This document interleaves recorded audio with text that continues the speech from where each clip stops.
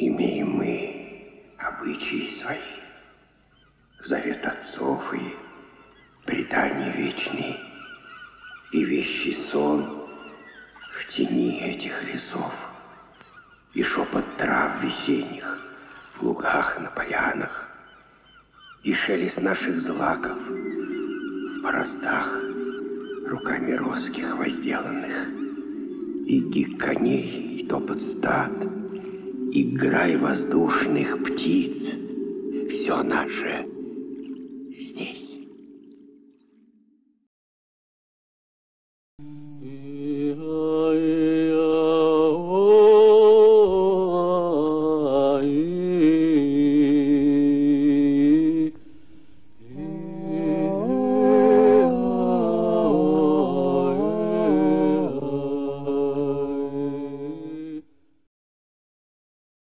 Вера в существование не одного, а множества богов называется язычество. Наши далекие предки были язычниками.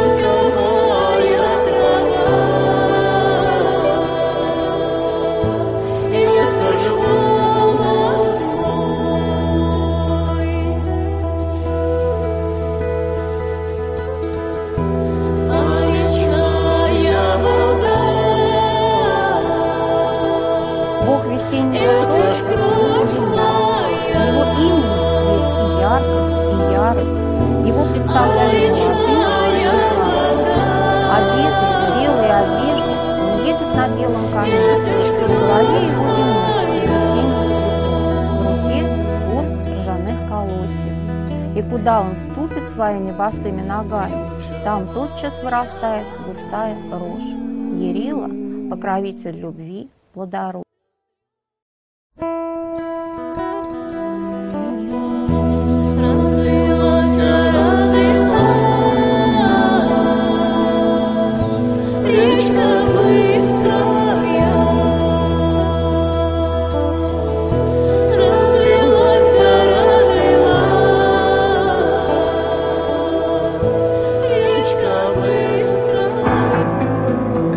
Загадочных духов, которые населяют наши леса и поля, бесчисленно. У каждого существа есть своя вотчина. Полевик, леший, водяной, хлебник, хлевник, овинник, панник, гуменник. То есть много их разновидностей. Есть стихийные духи. И, наконец, существует то, что по-русски очень точно обозначается словом «нежить». То есть он одновременно живет и не живет. Домовой, леший, водяной. Их имена нам хорошо известны с детства, но их природу мы точно не знаем. Они бестелесны, но вмешиваются в материальную жизнь людей. Их не существует, но иногда они появляются.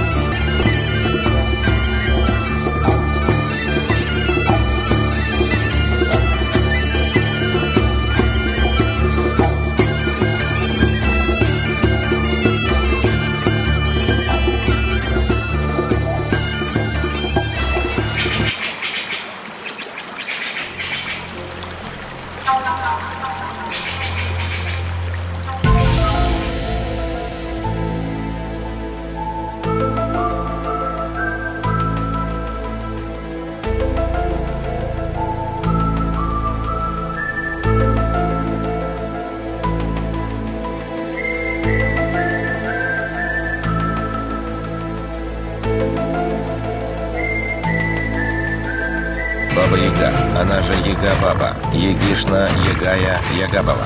Представляется в виде безобразной старухи в длинной рубахе, живет в избе на курьих ногах, передвигается по воздуху в деревянной ступе. Объяснить природу и особенности поведения Бабы-Яги очень непросто. В сказках она порой совершает абсолютно противоречивые поступки. Она и добрая, и злая. Она и вредит людям, и помогает им.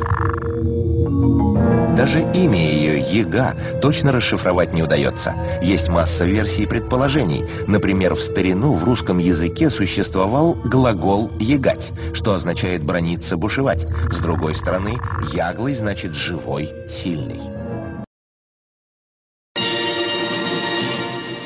А ну, избушка, повернись, кресло передом, хлеба задом.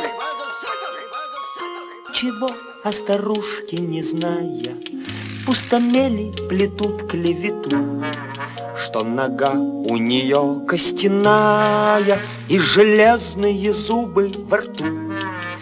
Клеветать, собачка, клевета.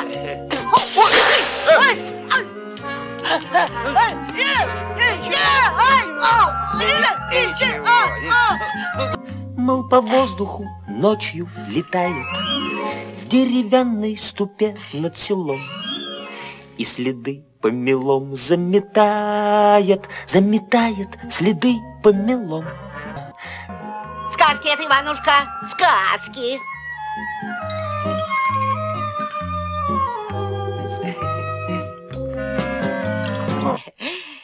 Ну, пой, Иванушка, пой, голубь.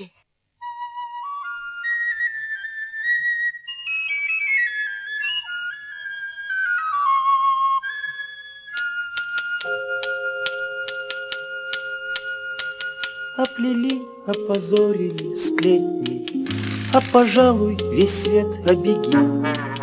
Не отыщешь старушки приветней и любезнее Бабы-Яги. В целом свете на примете нет любезнее Бабы-Яги.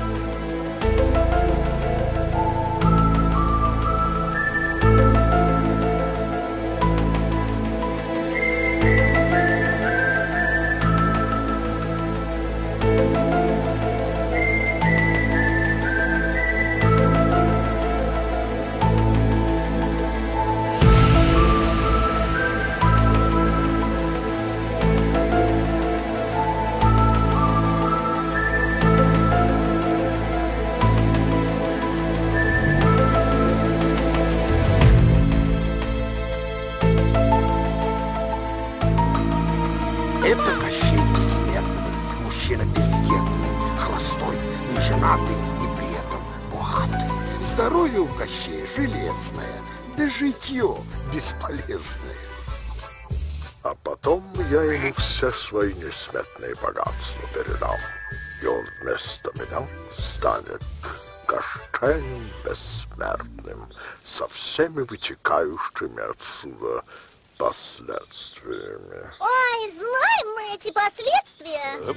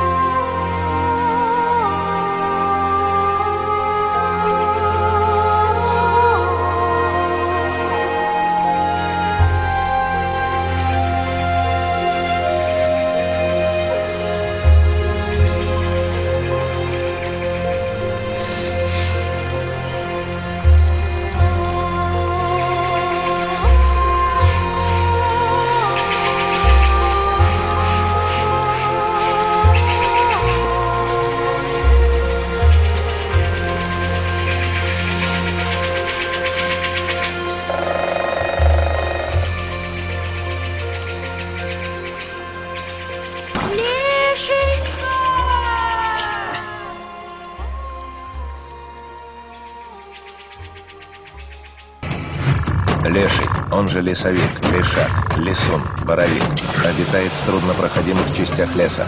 Особенно любит ельники. Представляется в виде человекообразного существа, одетого в звериную шкуру или длиннополый плащ. Неподготовленный человек, оказавшийся в настоящем глухом лесу, чувствует себя, мягко говоря, неуютно. Сумрак даже в ясный день, скрип, шорохи и вскрики невидимых существ, неожиданные препятствия из сплетенных веток и поваленных стволов. Не зря говорят, лес живой, и он внимательно следит за непрошенным гостем. На самом деле, увидеть лешего почти невозможно. Если повезет, можно заметить его боковым зрением, или, как считали раньше деревенские жители, можно разглядеть его через ухо коня. Но чаще всего леший проявляет себя звуком. О его присутствии, например, говорит громкий хохот, которым он пугает встреченного человека. Хозяин леса часто подражает голосам животных, от медвежьего рева до комариного писка. Леший может предстать в маске любого лесного существа.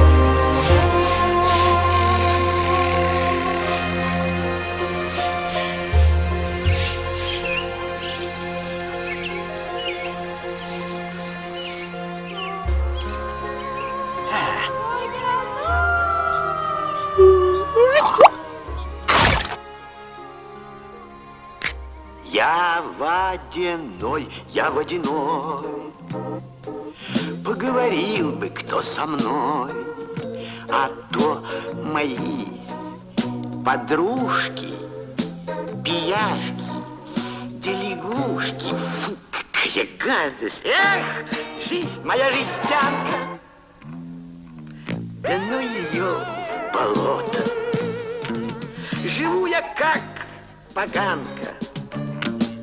А мне летать, а мне летать, а мне летать охота. Я водяной, я водяной. Никто не водится со мной. Внутри меня водиться. Ну что с таким водиться? Противно. Жизнь моя жестянка. Да ну ее болото. Живу я как поганка. А мне летать, а мне летать, а мне летать. Охота. Да, для человека эта стихия чуждая, а потому и самая опасная. Неудивительно, что духи воды оказались наиболее враждебны людям.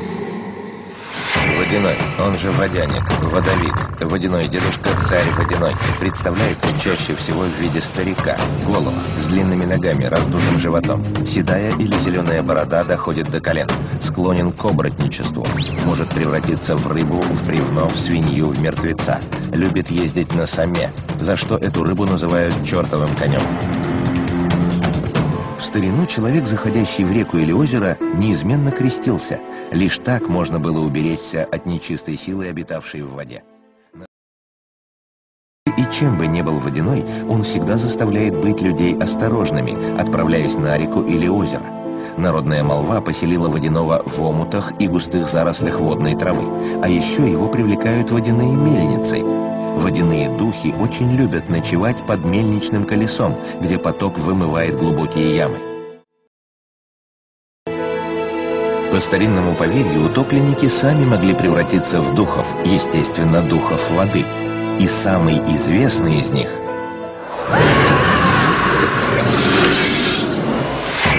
русалка, она же Мавка, Навка, Мертвушка. Представляется в образе прекрасной девушки с распущенными волосами и венком на голове. Иногда предстает в образе полудевы, полурыбы.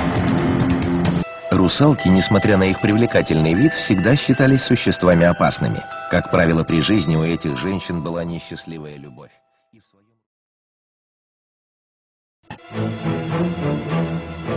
На самом деле, в древних славянских поверьях русалки далеко не всегда связаны с водой. Все зависит от того, где и как она закончила свой земной путь. Помните у Пушкина «Русалка на ветвях сидит»? Иллюстраторы напрасно изображали женщину с рыбьим хвостом, забравшуюся на дерево. То была русалка вполне человеческого вида. По преданию, навки-мертвушки и из воды вылезали, из деревьев спускались, и из-под земли из могил выходили, и даже с неба слетали.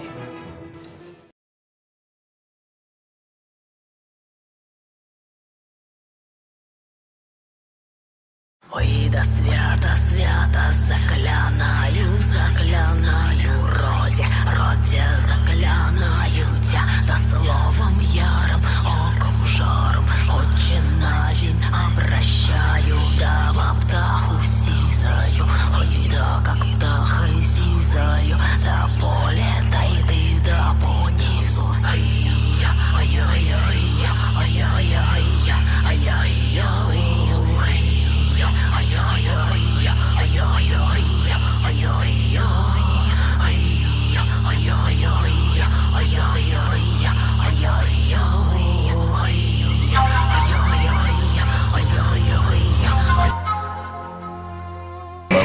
Он же доможил, доброход, суседка, ботан, жировик, лизун, дедушка, хозяин.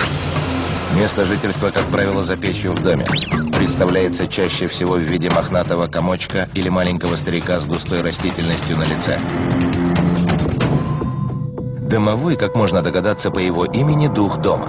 Но он не просто обитатель определенного места. По славянским поверьям, домовой участвует в жизни людей и даже своеобразно помогает им вести домашнее хозяйство. Существует несколько версий о том, что же такое домовой и как он появляется в домах.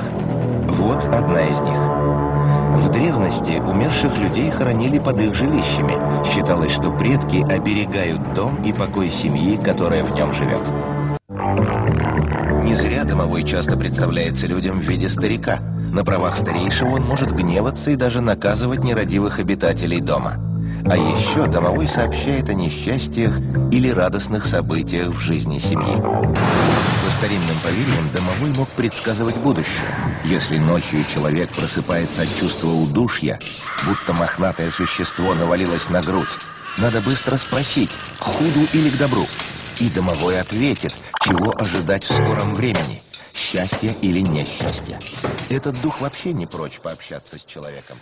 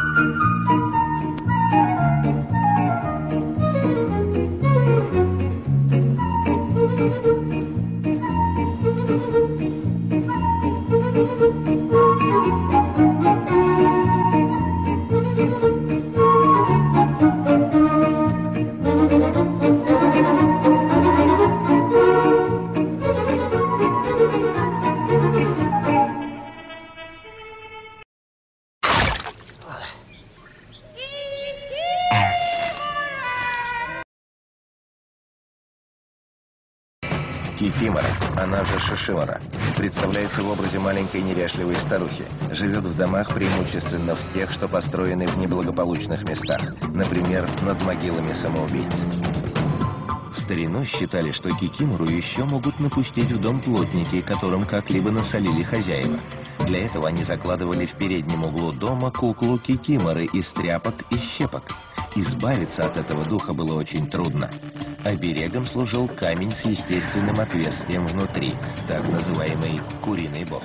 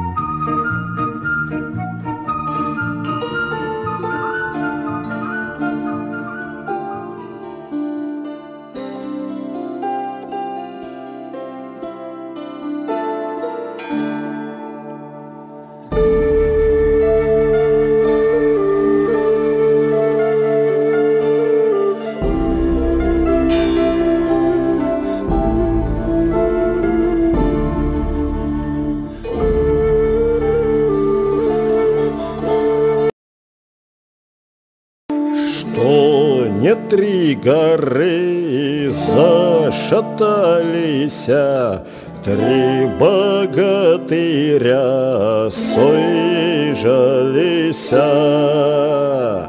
Три богатыря соезжались. Илья Муромец с товарищами. Илья Муромец с товарищами, ай с Алешенькой, с Поповичем, ай с Алешенькой, с Поповичем.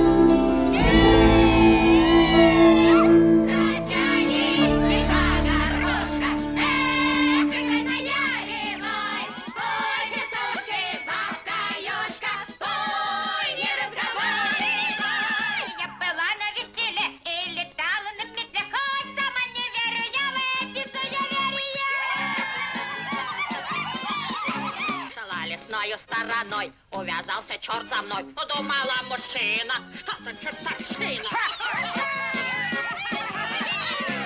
Повернула я домой, снова черт идет за мной. Плюнула на плешь его и послала